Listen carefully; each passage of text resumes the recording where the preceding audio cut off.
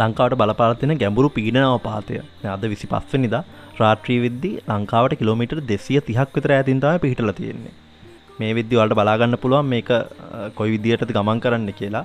එතකොට 26 වෙනිදා කියන්නේ හෙට දවල් වරුව වගේ වෙද්දී මේක තවත් ආසන්නයට පැමිණෙනවා. ඉතින් ඔයාලට මේ සිතියමෙන් බලා ගන්න පුළුවන් ඒක 26 වෙනිදා රාත්‍රී වගේ වෙද්දී පොතුවිලි ඉඳන් කිලෝමීටර් 100ක් විතර ආසන්නයට පැමිණෙනවා. එතකොට ඔයාලට පේනවා ඇති 27 වෙනිදා 27 වෙනිදා දවල් වෙද්දී මේක තවත් ආසන්නයට පැමිණෙනවා. ඒ කියන්නේ ත්‍රිකුණාමලයට කිලෝමීටර් 40ක් 50ක් විතර ආසන්නය වෙනකන් මේ ගැඹුරු පීඩනාවපාතේ ලං වෙනවා. ඉතින් ඔයාලට බලන්න පුළුවන් ඒක එතකොට මේ ත්‍රිකුණාමලයේ ඉඳලා කිලෝමීටර් 45ක් විතර ඈතින් තමයි පිහිටලා තියෙන්නේ. දැන් ඔයාලට පේනවා ඇති 27 වෙනිදා 27 වෙනිදා රාත්‍රියේ තමයි මේකට උච්චතම අවස්ථාව වෙන්නේ. ඔයාලට බලා ගන්න පුළුවන් ඒ වෙද්දි ලොකු වර්ෂාවේ ලොකු වැඩිවීමක් දකින්න පුළුවන්. සමහර විට බොහෝ දුරට ගං වතුර තත්ත්වයක් අනිවාර්යයෙන්ම ඇති වෙන්න ඉඩ තියෙනවා.